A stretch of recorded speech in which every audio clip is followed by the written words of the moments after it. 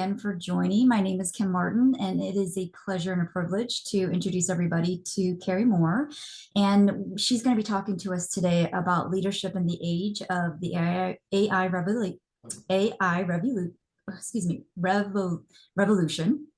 And so Carrie is CEO and founder of the Titan Edge Advisory Firm, a strategic and advisory firm that helps fast-moving companies, financial institutions, and executive leaders accelerate growth, scale, and also navigate complexity. She's a Forbes Council recognized strategist, bringing over 20 years of global experience from capital markets, corporate banking, and financial services, where she managed over $500 million in annual revenue from firms like Bank of America, Citi, and Aegon.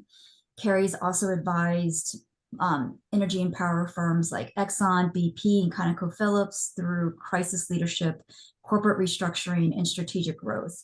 Her work expands across multiple regions across the globe, and she has a systems-based approach that fuses financial strategy, behavioral science, and executive performance in order to drive enterprise-wide results across 30+ industries. It is, again, an honor and going to be a lot of fun to hear Carrie speak today.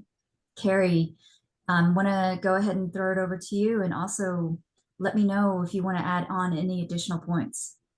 No, absolutely. Thank you so much, Kim. And welcome, everyone. Happy Wednesday. I think it is Wednesday.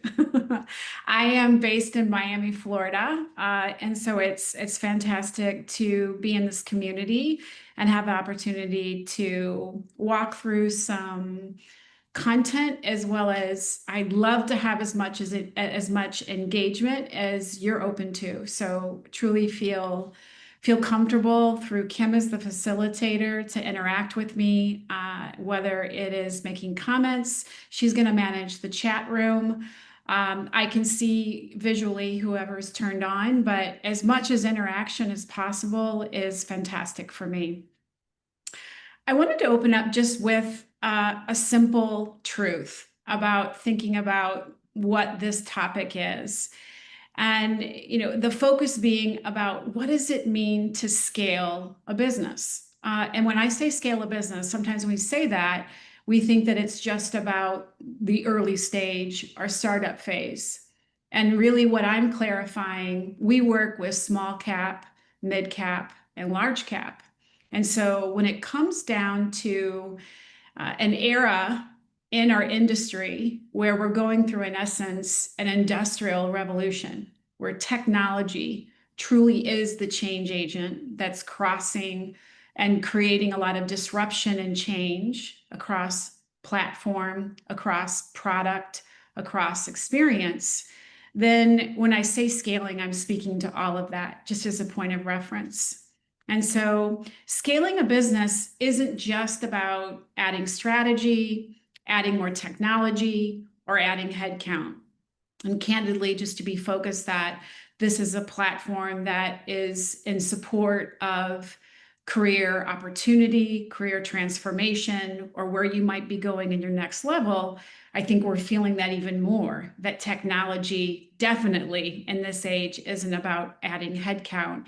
It's about much more strategic use of resources. We truly believe that when you scale, leadership alignment, and so I'm going to be talking a lot about what alignment means, and I'm going to make some terms here that I want to make sure that I can define and share with you so it has a practical meaning to you about it. We believe leadership alignment is truly about the most valuable asset that defines your P&L. And so when we say leadership capital, we're talking about what is human performance. How do you develop trust? What is decision-making and the velocity at which you're able to make next best action decisions? And that's what it's about in terms of compounding your growth. And if you're not doing that, then what does it mean when it's actually quietly taxing your ability to compound growth? And so Carrie, I'll show you. 1 second. I think the slides are still stuck in the title slide. It's where it's supposed to be, Kim. Oh, gotcha. Yeah. Okay. So what I'm trying to show with you is what it means to eliminate that tax and to turn leadership into the ultimate growth multiplier. And so I know, in essence, without seeing everyone and knowing all the profiles, we're talking about speaking to a room of you, which are builders, operators, decision makers. And I understand you don't have the luxury of theory. You live in P&L. And that's what we love to work with, leaders who are P&L driven. You're in the boardroom, you're in that velocity of daily execution. And so that's why we work with fast moving companies. We're highly focused on our opportunity to scale growth across the organization. So in a peer-to-peer setting like this with Sidebar, I can assure you I'm not going to lecture you. I'm going to talk a lot about what human performance mapping is, how it's defining organizational development, why we have trademarked it in terms of leadership capital, and how that is giving a market advantage with not only the clients we work with, as well as the firms that are influencing in this direction. Okay, so let's go ahead and move the slide. So let me just give you a quick sample set. I know Kim gave a little bit of the background in terms of our team. We have a global client set. We work across about 30 industry verticals. We're most definitely, from a standpoint of career transition, my first 20 years, as Kim was sharing with you, was capital market focused. I was a currency trader. I worked for pretty large global organizations, as well as I worked for a European corporate. I raised capital all over the world. And as I was closing out that first phase of my career, I was in what was called transactional services inside of corporate banking and had typically large P&L as well as a matrix model of how you manage talent, team, clients, and opportunity and return. Here's just an example of just some of the logos that our team has worked with and how we're leveraging the sandbox we come from.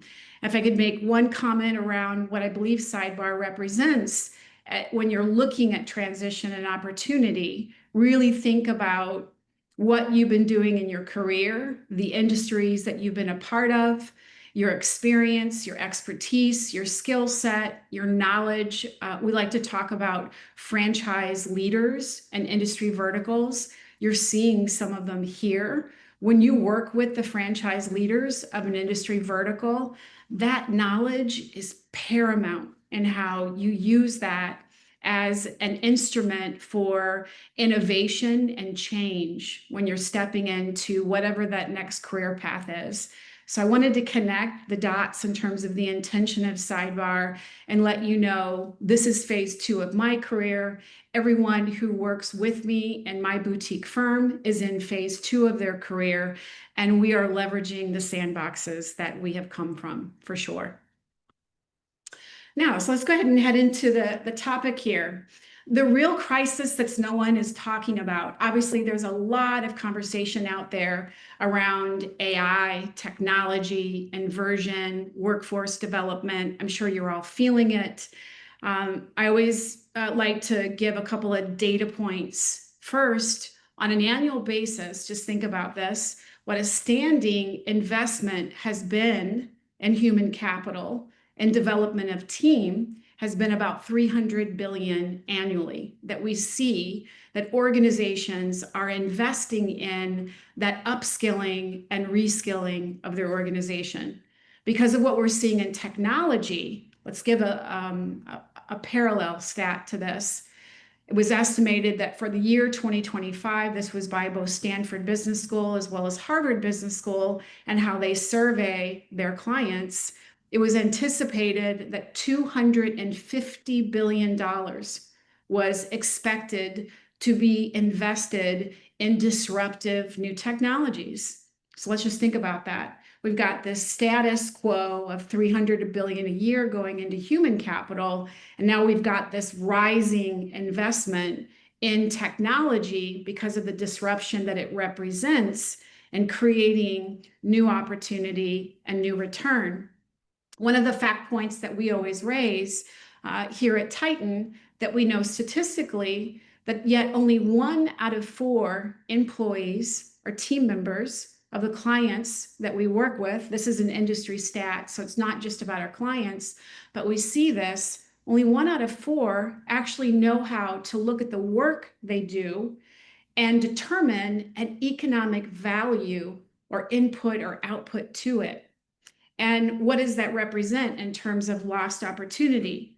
And so where we see this is where the leadership misalignment begins.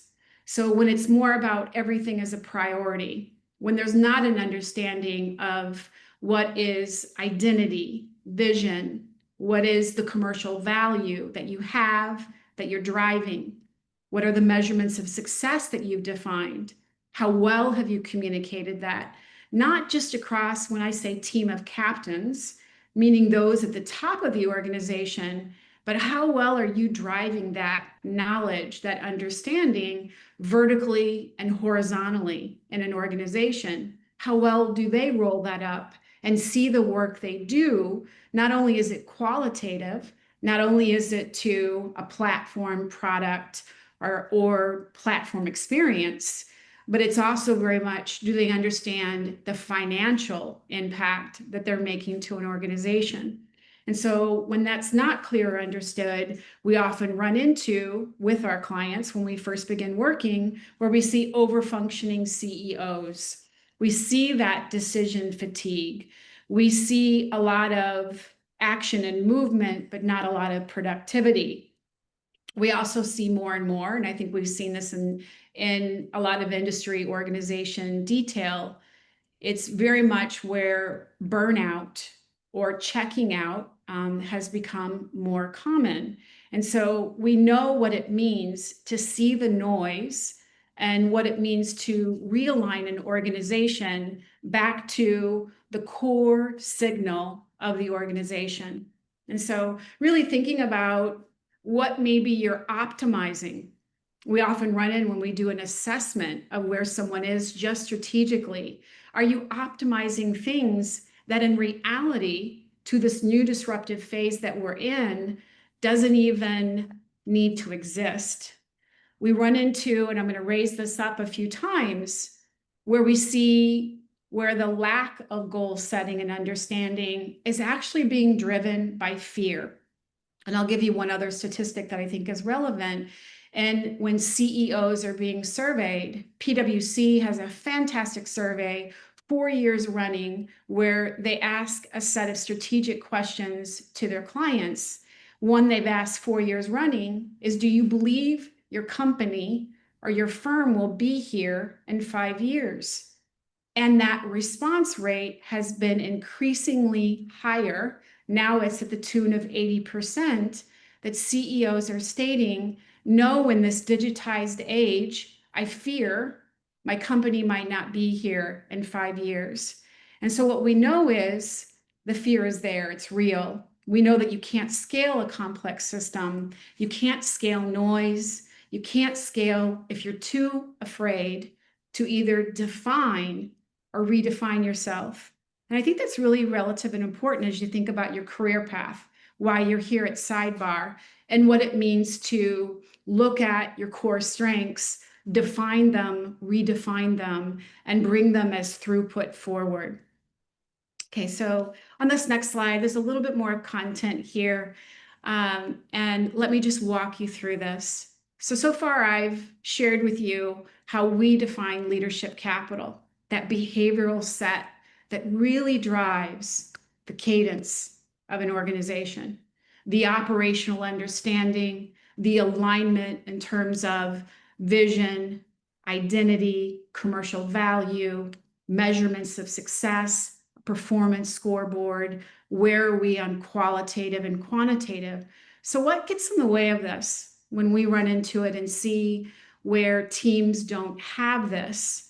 And we truly see from that alignment piece, what's eroding is, and what will come out in terms of financial review or balance sheet performance, we begin to lose that clarity of commercial value. You begin to see trust inside of an organization, or as organizations roll up, at industry heads or product groups, the ways that you look at an organization at literally a chart level, you'll begin to see the breakdown. You'll begin to see where cross-functional influence starts falling away. So individual groups get a little bit more into turf protection. It's a little bit more of my challenge versus your problem.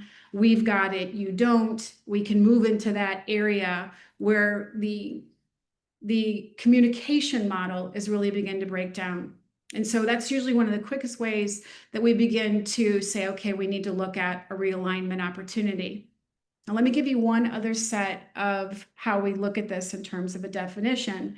I talk about leadership capital, and then we talk about the 3 C's of capital. I raise this up from not only a career path data point, but also as an advisor to businesses. If you are currently in C-suite, or if you desire to be in C-suite, these 3 C's are hyper relevant to you. When we evaluate and meet with leadership organizations or teams, you'll usually find that individuals are good at 1 or 2 of these. You need to have skills in all 3, meaning financial capital, human capital, and relationship capital. Typically, you'll see greater strengths in one area versus another, and that begins to define which role you'll see someone either being in as a group head, leader head, industry head, organizational control mechanism. And so let's just define these for you. The first, financial capital. I would say if you're a CEO, any kind of organization where you are responsible for P&L, how well you can actually command the language of capital, how well that you can translate accounting measurements and make them simplified in terms, your use of that financial capital, especially if you're a CEO. I don't know how many CEOs are in the room. This is what your board is going to look at you by, and your use of that, your management of that. The secondary piece, which I think is way more influential, is your use of human capital. And it's really about that influence in the organization. This is, we believe, your greatest asset, and how well you're able to command and influence performance across the organization is incredibly important. The final piece is relationship capital. And that really speaks to not only just what you have inside of an organization, but what you have developed across an industry as an expertise, as a network, something that you can tap into. This is not only valuable to your organization and to the role you hold, especially if you are or you aspire to be in a C-suite role. It's truly imperative in how you might spell out commercial value, how that evangelistic approach that you'll have to the industry and what you're bringing in value in return will show up. And so the secondary piece, after we first look and see some of the common problems that show up, we begin to look at the leaders and we begin to assess how they are across these 3 C's. Ultimately, where we want to drive back to are the behaviors that we think are the core pillars that really will drive alignment as well as compound return. So let me just dive in a little bit more here. And this, I'd like to get some interaction with you guys if you're open to it.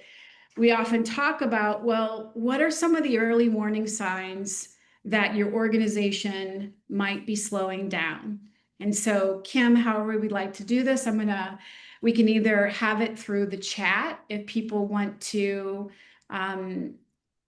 just either capture by number or capture the first word or 2 and say you relate to this, you see this in your organization, it's a concern. But these are some of the things that we see. Too many meetings, too few moves, right? Conversations that go nowhere. We see a very disjointed strategic narrative across functions and groups. So the product group might have one intention or narrative versus The investment banking group might have another narrative. Someone who's driving performance across an organization, like a COO, might have a metric or model that they're measuring by that's not even known within the organization. Oftentimes, when it's about a product enhancement where a capital allocation has been given, let's just say $10 million has been given to enhance or create a new functionality to a platform. No one even knows the commitment in terms of performance that was given to receive that 10 million. So these are some of the things we see, even when there's a reorganization, and we're seeing a lot of that in the industry right now, where groups are collapsing for efficiencies. That takes place, but there's no lift in performance to that. In fact, on the human capital side, you might even see where it's just more work for the organization. So Kim, let me pause. I'm not sure what any kind of, if someone wants to come off mute, or if you want to just share what some of the group is relating to here.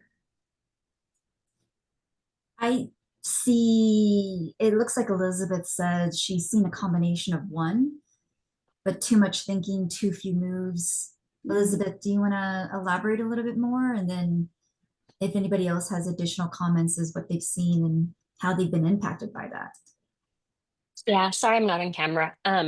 So what I was seeing is, yeah, something similar to too many meetings, too many conversations, but almost like an uncertainty of the strategy that they want to move forward with, and unwillingness to let go of certain ideas. And so it kind of leaves this like element of stagnation, and then time just passes, and there was no moves, no learnings, no ability to iterate, and just being at, phase zero, I guess. Yes, thank you for that, Elizabeth. And I think it comes back to like, who's really driving the outcomes of these meetings? Are you meeting for the sake of a meeting? Are you inside of a project plan? And one of the things that we see that's so powerful is be able to pull back if you feel like you can do this without any professional consequence at a beginning of a meeting or even offline, and say, I think we've lost a sense of connection or direction. Can we do a poll check at the beginning of the meeting? Why are we having this particular meeting every Monday at 10 a.m., as an example? And what are we really driving towards? Some of the other things, Kim, I'm not sure if it's relevant depending on how senior the group is here. One of the things that we look for, which is really important, especially when you consider capital allocators, if you're a VC or PE-backed company, if the CEO looks like the fallback decision maker for nearly everything in the organization, that's a huge red flag for an organization. It can impact your ability to do any additional round of investment, especially if you're moving into a Series A, B, C world where you're not scaling individuals at that top line, that team of captains, out of operator roles and having them more so in decision maker roles. Really important as you begin to think about that. Kim, does anyone else want to make some comments or engage in that direction on what you're seeing? And maybe I'd love to hear from someone, anything that you've done to try to counter this type of early warning sign where you're seeing your organization slow down. I see Kai has an interesting comment where he's got a red flag that he's seeing. Kai, do you want to elaborate?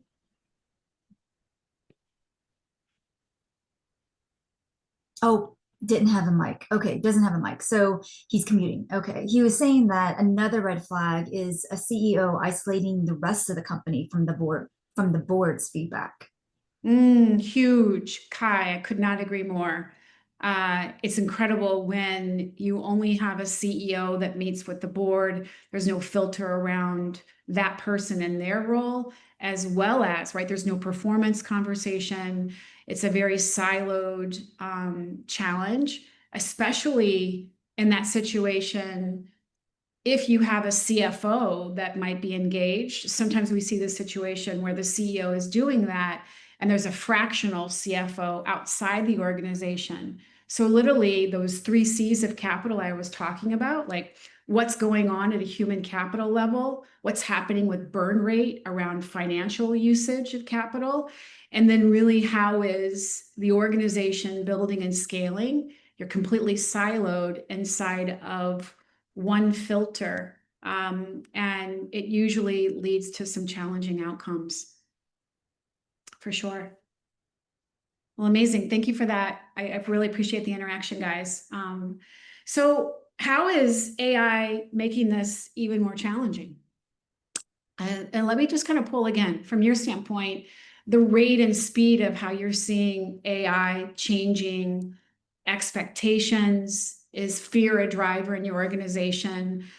Kim, let's just pull again real quickly. I'm not sure if people are willing to stay engaged, but how is AI showing up in your organization? And where are you trying to implement, or does fear have a bit of the organization?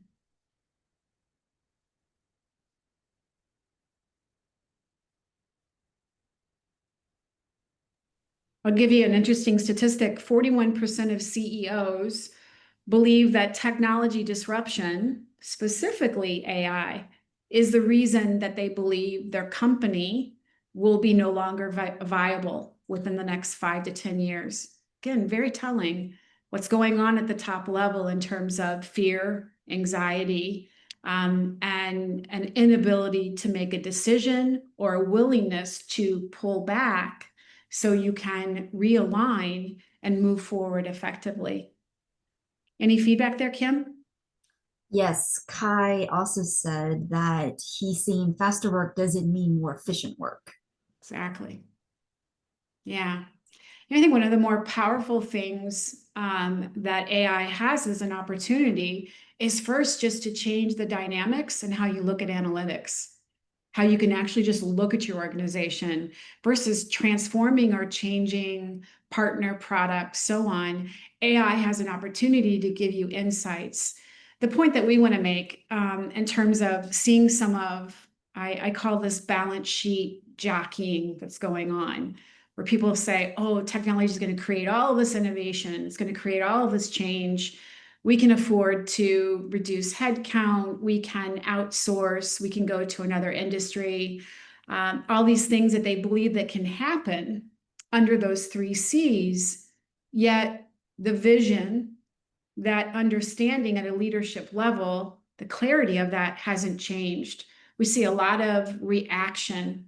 And so we remind people, there's nothing that will substitute for change if you're unwilling to create clarity at that leadership level. And so strategic priorities, that executive confidence, and how that creates a cadence, and communications. We put a lot of emphasis around when the clarity and the understanding is there, when the performance board is clear, when the economic impact is known across an organization, it just culturally becomes a much higher performance organization. And that will naturally begin to influence what is happening at a revenue, product, or people level. So it's really, really critical. Technology isn't going to solve this. It's only going to follow the problem. It won't change the problem. And in fact, in some cases, it might make it a lot worse in terms of confusion. So let's just dive in a minute. I wanted to give you a small example, and I'm sharing with you here in terms of what does a high performance organization look like, especially one that really has a lot of gravitas around that intersection of technology, really smart people at the table, wanting to drive innovation, transformation, and change. And so we like to look at things from first just a behavioral mechanism. We know that when you create an ecosystem where people feel safe to be themselves, where they believe they can excel within what we like to call their zones of genius, how they stand inside of what that confidence level is for them as a skill set, this is how things will naturally begin to change. And so I just want to highlight this to you. If you guys are interested in learning more, I'm always open to talk more about this offline. when we talk about human performance, we first are looking at instinctual mapping. It's called cognitive mapping, and it's been around, the model's been around for close to 40 years in terms of a baseline. Cognitive mapping is not personality tests. It's about simple tests you can take. There are 30 to 40 questions. It takes about 20 minutes or so, just as an example. But what it will highlight for an individual, a team of leaders, an organization, so it has relational information to it, where let's just say, Kim, I'm going to select you. We can see a profile of Kim and know how she likes to use time, resources, and her energy. And what is the optimization and how she is the highest predictor of her level of performance. And so when you understand that cognitive, instinctual, behavioral mapping, and you don't have to split an atom or get a PhD, guys. I don't want any of this to sound complicated. But at a very simple level, we can look at a leader, a team, an organization, and we can begin to identify both gaps as well as strengths and opportunities that can be leveraged behaviorally. And so the behavioral sequence is pretty simple. How you look at how individuals might be more into fact-finding, research, information, how inclined people are to build systems, how comfortable people are with risk, innovation, development, as well as how people like to optimize, operationalize, and close out a system of work. And so we've gamified that in terms of a model. So we can come into an organization and we can evaluate that level. We can look at track record in terms of performance. You share your CV, we look at this detail. But what it's doing for the organization is solving for that one statement that we referenced before. What is that gap, and why so many individuals working in organizations don't have a personal sense of economic value that they're creating for an organization? And so the more senior you get in touch with that and connected to that because you have P&L responsibilities.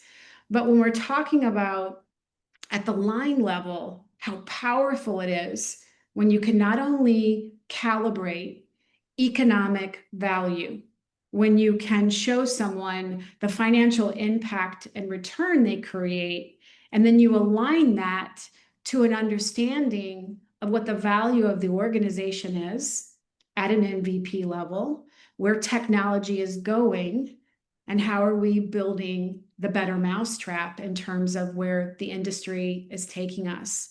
And so this is what a winning organization can look like. I just gave you a little bit of behind the curtain to this, but the outcomes are the following. This is where there is an understanding of what trust and decision-making is, because we're clear about first ourselves, our strengths, and how we can collaborate with others. This mitigates and removes decision, where we end up seeing decision falling down or having friction around it. So we scale differently when we're not questioning intention or outcome, when we actually know I'm a part of something that's greater than myself, that has a sense of purpose. And so one other element that I'll make about this in terms of building out a leadership profile and a performance for a higher organization, which you can gamify with technology, is thinking about how you establish not only just threshold, target, and stretch goals. This is so important in how you're layering this next level of data-driven, digitized organizations. It's not just about the platform. It's not just about product performance. It's how you can set it up ultimately where you're making it easier for the organization to win. And it's about making that collective investment in each other. Remember the two factors: what's being invested in technology versus what's being invested in people? And how do we scale the fact that 77% of any organization needs to be upskilled or reskilled? And so that's just some insights into what higher performance can look like for an organization.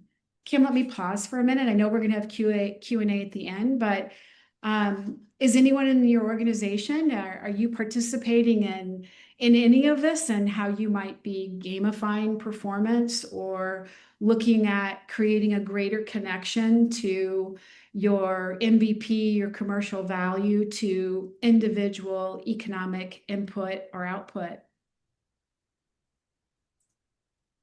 If anybody wants to come offline and talk about how they're using OKRs or their KPIs in order to drive those quant metrics.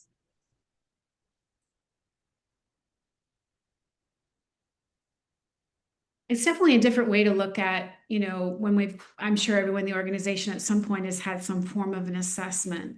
And so we really are looking at what we know is relevant in behavioral mechanics, motivational drivers, belief systems. The more that, and you truly can do this in a simplified way, the more you have an understanding of that in your organization, the more you can begin to really create a different sense of culture that's aligned to performance, to outcome, but also has a greater level of dealing with not only what's working, but what's not working, and being able to problem solve and create solution. Elizabeth just chimed in and said it feels like cultivating a sense of belonging. Exactly, very much. Thank you, Elizabeth. That is an important element of it.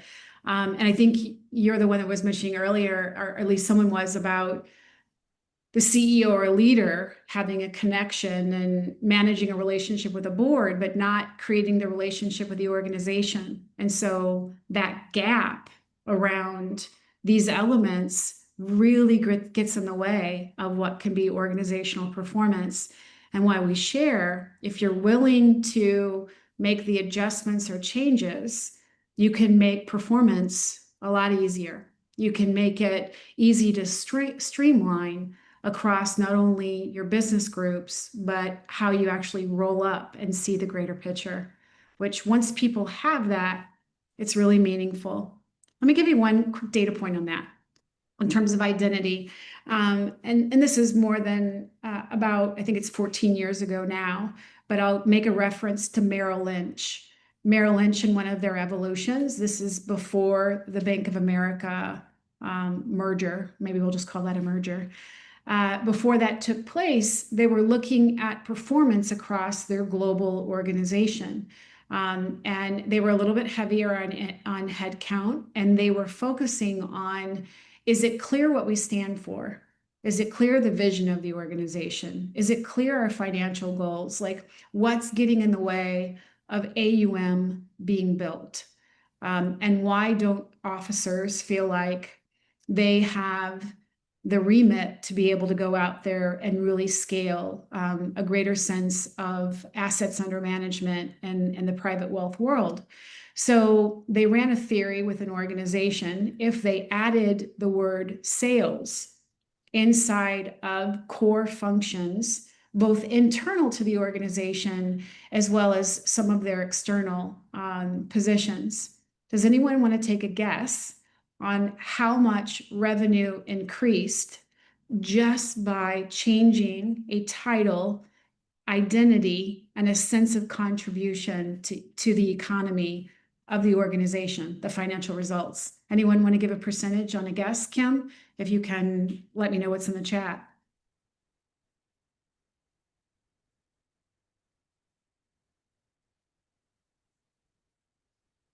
We'll just give it a second. 25, 30%, A little bit higher. 600%, or maybe.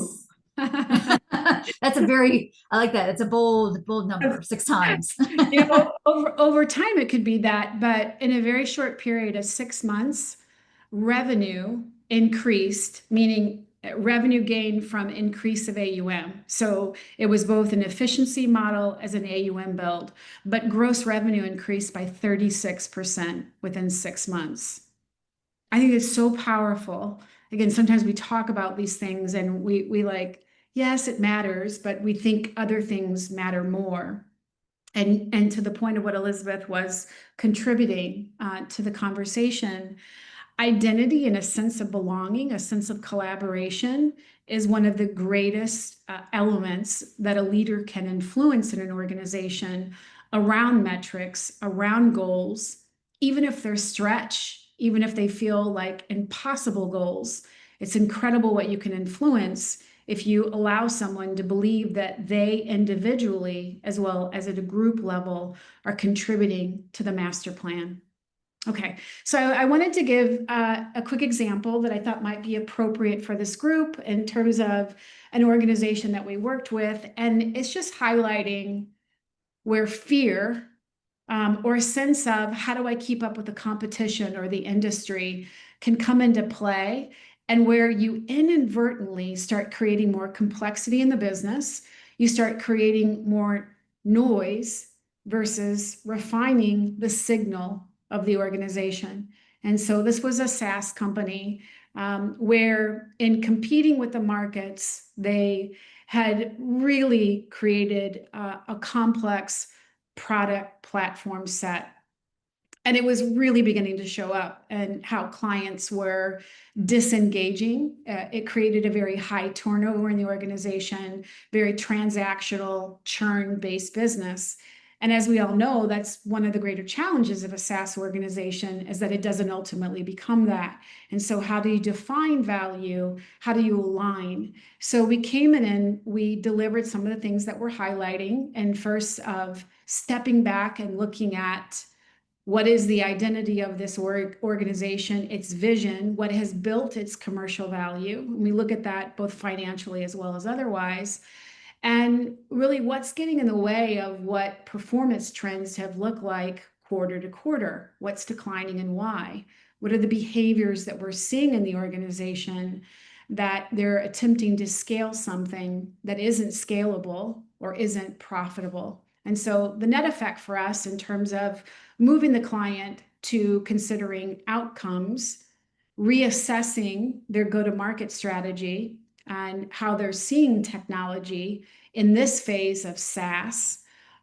Then what it also meant of looking at the actual product. How can we make it more simple?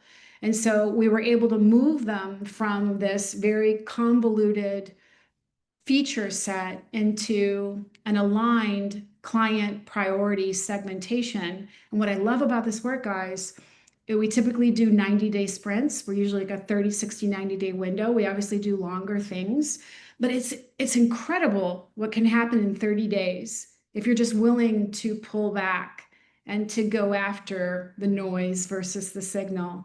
And some of the outcome for us is, first of all, we saw performance on the platform double in nature. And so for the tech side of the organization, who was really getting beat up over the fact that performance was waning, volume and transactions were definitely on the decline, as well as just looking at the net scores and how they were showing up. We were seeing performance move there. We were able to do all of this without adding any headcount. And so we're a very quick and nimble team in how we work together and how we work with an organization. So coming in and really going after those 3 C's and creating a difference in the scoreboard by looking at an alignment to output value, measurements of success, and what is it that ultimate return that you're looking to create. So one thing I always ask whenever I'm inside of in front of an organization or an opportunity to speak to professionals like you, we're sharing what we think is important. We're sharing with you our passion, our sense of purpose. We get up in the morning and these are the problems that we see and how we add value. But we always want to ask, like, what is the risk if organizations do nothing? And we see a lot of organizations moving so fast They don't know how to slow down enough to actually identify what problems are truly alarm bells going off in the organization.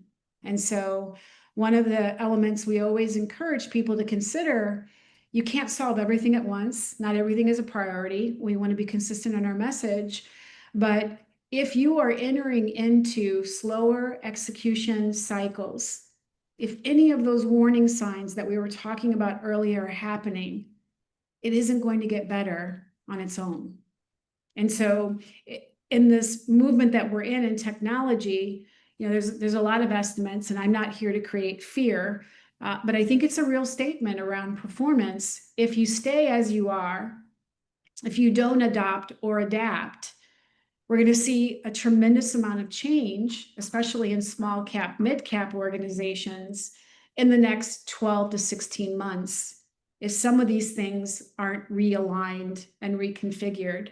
And it truly is just the power, not only of technology, but it's the power of those who are looking at the risk and are changing and realigning to be able to match the velocity of where the industries are going. And so that downside of burnout, what it means to have top level leaders that are checked out. I'll give you another simple stat. I'm a little bit of a factivist, but it's estimated that 73% of HR, HR positions, these individuals are quietly quitting.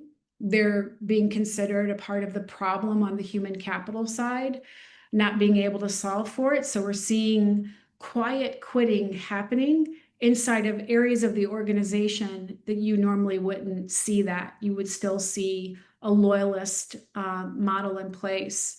And so not to, mention how much is lost when capital is put towards product, tech, platform, and service, and you're unable to deliver.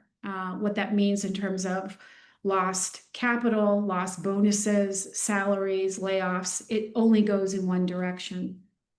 And so for us, it's why we truly believe in this investment and thinking about, where is my leadership capital? Where is my opportunity to be able to not only predict, but define a higher level of performance?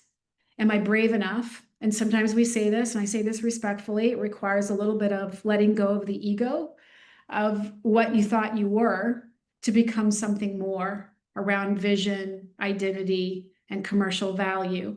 It also means, as a leadership team, or even you as a leader, you have to think about, what's that next level of my futurist thought, my identity, my evangelism that I want to be defined by. And the really exciting opportunity for any of you who are out there right now looking for your next strategic role, it is an incredible time to be able to change. I'll give you one quick example. I caught this yesterday. I have a client of mine who worked for a global insurance organization. Ironically, her family was a third generation insurance agency owners. They actually sold their agency to a global agency. And she was inside that organization working. And in the first quarter of this year, that organization had a layoff. And so she went out and decided to invest in some certifications around AI. And it is absolutely incredible now to see her. She's created a new business. She's out there in the sandbox she came from, the insurance industry, and she's using her certification and her knowledge that she's built around AI and the need for operational efficiencies, and she's applying it in the insurance industry. So she's calling on small and mid-cap insurance agencies and helping them adopt and adapt inside the next level of where the industry is going. I just love that example, just to see someone who fearlessly redefined themselves and is taking all of that knowledge, again, third generation insurance industry, family, and being able to participate and such an exciting time that we have here in the industry for new opportunities. And so I'll kind of come here. I know we're about 10 minutes till, Kim. So, I'll highlight, these are some things that I always just recognize.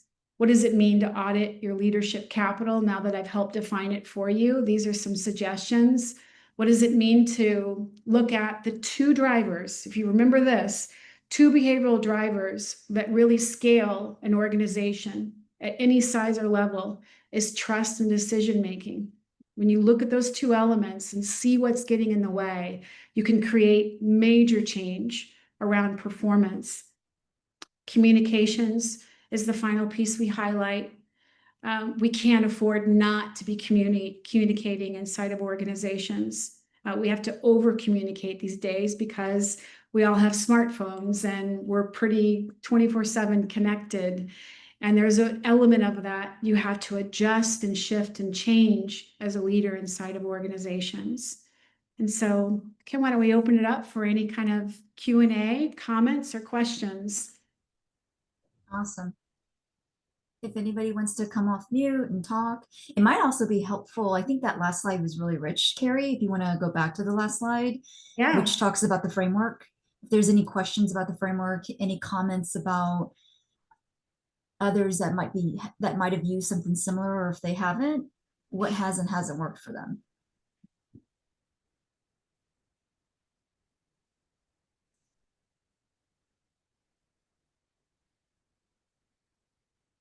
Do you guys feel like you're just moving so fast? So you're just, life is about keeping up with the movement and the traction and the expectation?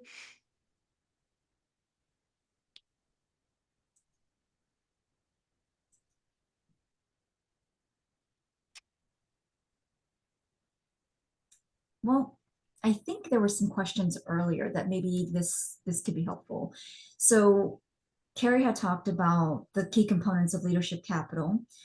Does anybody see one of these as the biggest breakdown in their organization or in their company right now? Which is, Kia had asked, any advice in measuring time to decisions across an organization? Yes. So I think first it comes down to the type of decisions. So is it about strategy? Is it about human performance? Is it about, I think at first you have to tie to what element of the organization that you're measuring decision making. Does he have a response?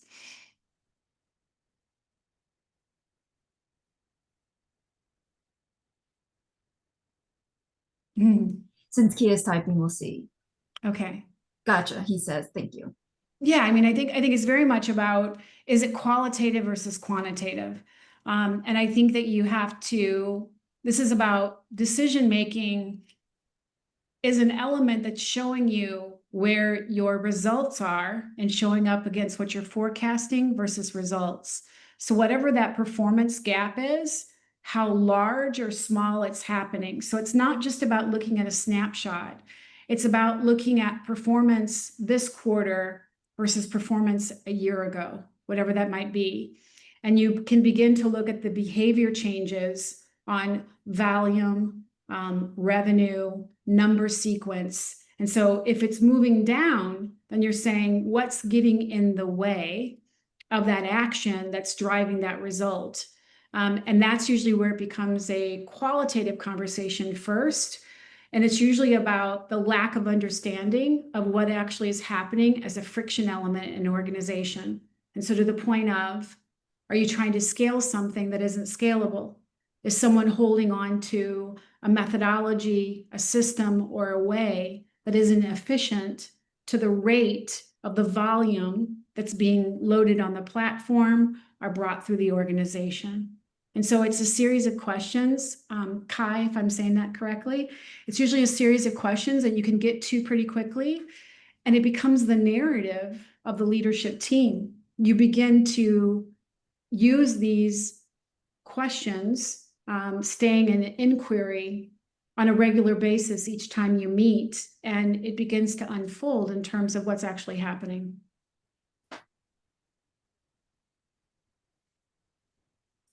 Any other comments or questions? I have one more thing just to share, Kim. Not yet. And I think given the time, if you want to go ahead and share that, and then I'll take over to show the survey link. Sure, wonderful. Okay, so for our organization, this is something we make as an offer anywhere that we get to present or speak. If you valued this session, obviously we love the fact that we're going to receive a survey, and thank you, Kim, for facilitating this conversation. And I'm pleased to have had an opportunity to get to know a little bit more about what Sidebar is and what you guys represent. But if there was someone that you wish that's a part of your leadership organization that you wish could hear this, we offer to Sidebar anyone who would like a repeat performance. We are happy at no fee to represent this content and again, make it a value add and more of an open Q&A on that side. Please, if you'd like to connect, I'm pretty active on LinkedIn. Here are my details. To connect with me and to follow and to engage. I'd love to learn about you guys. Anything that you're a part of. I definitely believe in building community, so consider that. If you're interested in having a one-on-one, feel free to DM me. And then I host monthly executive forums. And these are peer-to-peer level conversations, a bit like what you guys are doing here at Sidebar. I host them with decision makers, CE founders, high-level P&L driven individuals. And our next executive forum is on August 20th. So if you have any interest in joining that conversation, we have it open. If you want to participate, come off of mute. You can engage with whoever's in the room, or you can be an observer of the content. We have both as well. So I invite you to join with us either on August 20th or one of our future executive forums. And we have a list for that we invite people to every month. And so it'd be a real pleasure to see you guys again. Thank you, Kim. Awesome. Thanks, Carrie. And it looks like Sina was saying that she would like to be an observer in one of those executive forums even.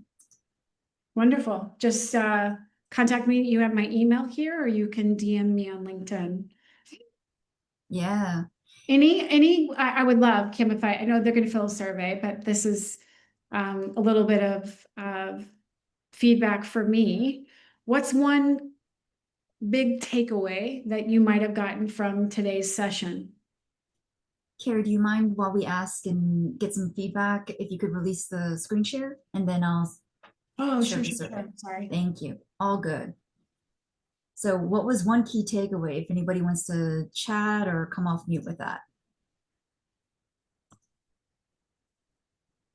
I can come off mute. I don't know if you can hear me though. We can. Okay, perfect. Yeah, I think obviously just talking about belonging, but really focusing on the person and the individual and creating value. Because I think community, and I think when people are very invested in, what they spend most of their day doing, that just creates a different impact than feeling the obligation of having to go to work. So, really, really enjoyed how you presented that. Thank you. Thank you so much. I appreciate your feedback.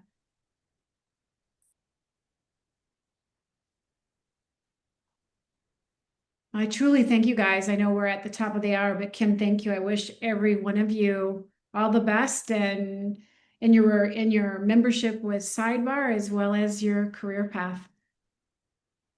Thank you, Carrie. Thank you, everybody.